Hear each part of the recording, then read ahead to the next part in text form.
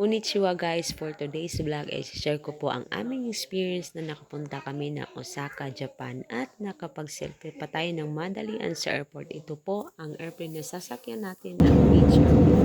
Fast forward po ay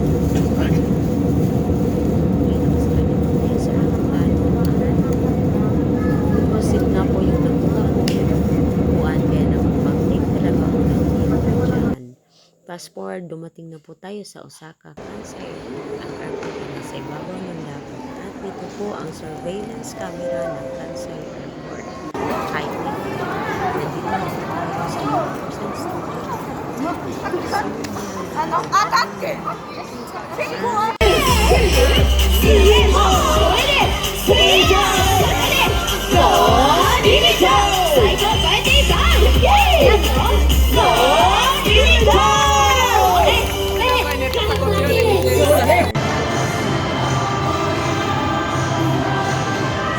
Nag-approve pa talaga.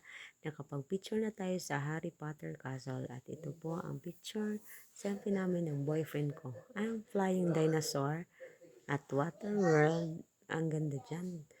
Ito ang Kimitsu Yaba, ang kanilang theme nang nagpunta kami doon.